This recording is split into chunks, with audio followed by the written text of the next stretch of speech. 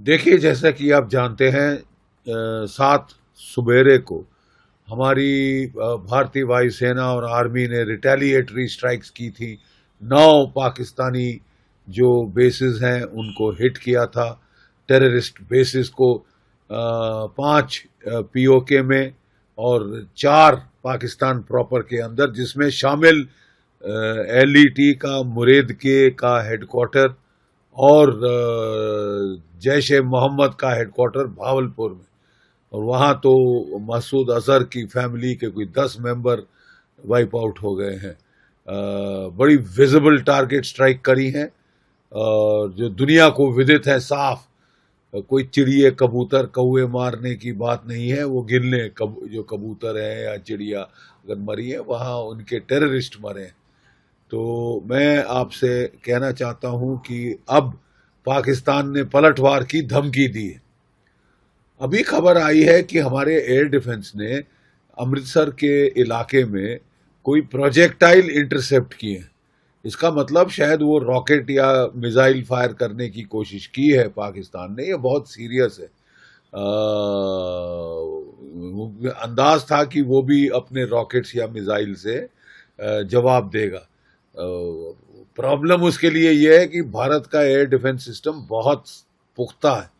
हमारे पास सैम 400 हैं, हमारे पास पृथ्वी पॉइंट डिफेंस मिसाइल्स हैं, हमारे पास जो है पूरा लेयर्ड मिसाइल डिफेंस सिस्टम है, जो कि पाकिस्तान से कहीं ज़्यादा अच्छा है। तो इसके चलते नुकसान होगा पाकिस्तान को अगर वो ये कोशिश करे जैसा उसने करी है। लाहौर में ब्लास्ट हुए हैं।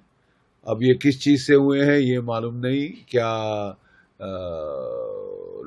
जो लोकल बलूचियों ने किया है, किसने किया है? तहरीक-ए-तालिबान पाकिस्तान ने किया है, लेकिन लाहौर में ब्लास्ट होने की खबर आई है।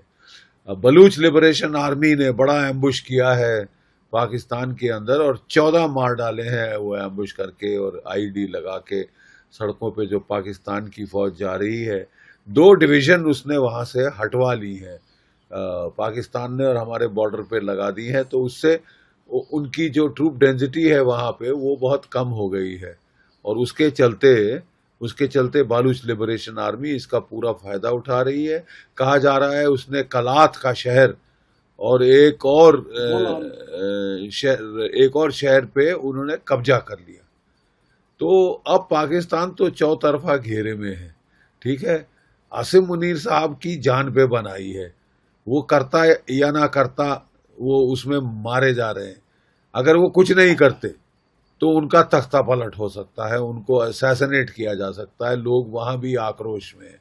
ठीक है, और अगर वो कुछ करते हैं तो उनको भारत से अच्छी करारी पड़ेगी, क्योंकि अभी तक तो हमने अपने हमले केवल और केवल टेररिस्ट कैंपों पे केंद्रित रखे हैं।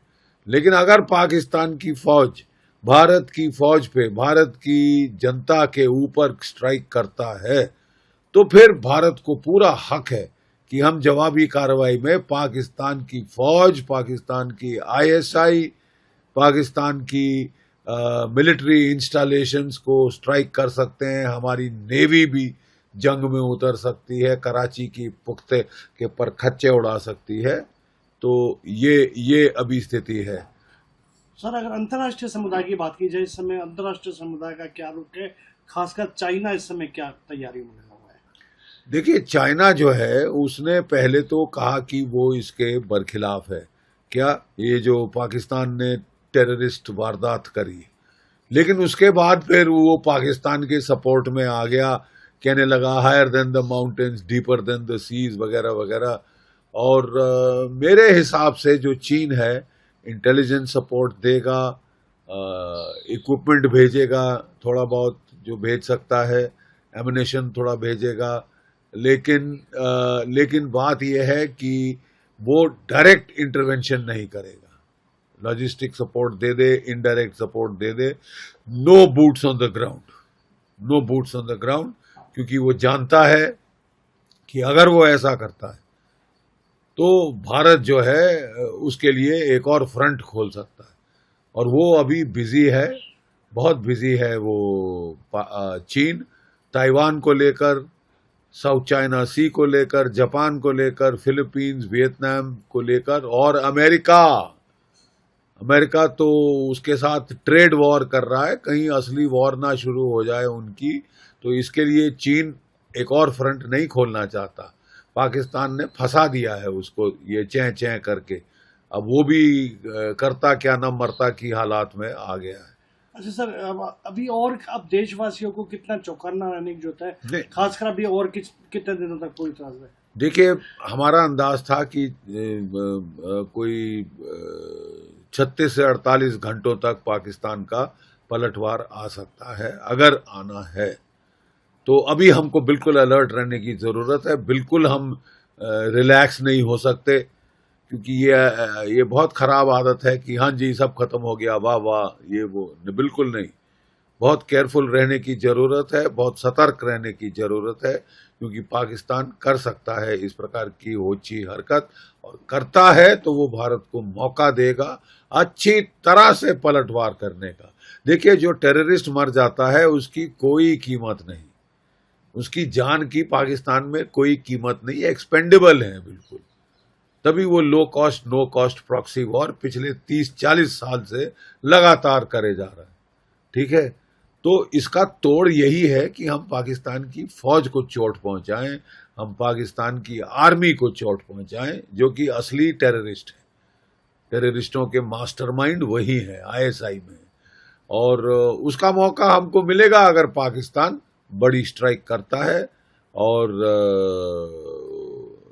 कुछ ये भी आवाजें आ रही हैं पाकिस्तान से कि जी बस हो गया, वो झूठ झाट बोल रहे हैं, मनगढ़ंत कहानियां बना रहे हैं कि हमने 5 रफाल मार दिए, सो एक नहीं मारा है, खरोच नहीं आई है। और लेकिन कुछ अफवाहें वो फैला रहे हैं, मीडिया वॉरफेयर कर रहे हैं, वो नेट पे कुछ तस्वीरें भी दिखा रहे हैं, कुछ तस्वीरें भी दिखा रहे हैं, तो ये फेक न्यूज है ये सारी की सारी। हमको इसकी तरफ बिल्कुल चिंतित नहीं होना चाहिए। बहुत जबरदस्त स्ट्राइक करी है हमारी एयरफोर्स ने और आर्मी ने मिलकर, जिससे कि 9 कैंपों के तो परखच्चे उड़ गए, और बड़े विजिबल तरीके से परखच्चे उड़े। पिछली बार क्या हुआ था कि हमने अच्छी टारगेट चुनी थी, लेकिन वो बड़े जंगलों में थी, बियाबान सुनसान इलाकों में थी, जहां कोई पॉपुलेशन नहीं थी, कोई टीवी कैमरा नहीं पहुंचा। तो उससे जो है क्या हुआ कि मारे तो हमने 200 बालाकोट में, और उड़ी स्ट्राइक में मारे थे 40, ठीक है।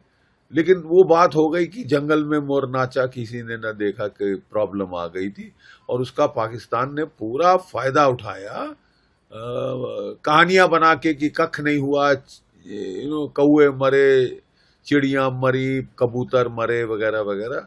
तो अब की बार साहब शौक पूरा कर ले, गिन ले कबूतर कौए जो आपके मुरीद के में मारे हैं, जो आपके भावलपुर में 110 किलोमीटर अंदर जाके ठोके हैं। तो बड़ा अच्छा करारा जवाब मिला है, लेकिन डेटरेंस तभी हासिल होगी जब हम पाकिस्तान की फौज को ठोकें। उसमें प्रॉब्लम यह है कि एस्केलेशन हो सकती है, लेकिन अगर पाकिस्तान वार करे तो फिर आपको पलटवार करना होगा, पलटवार का पलटवार करना।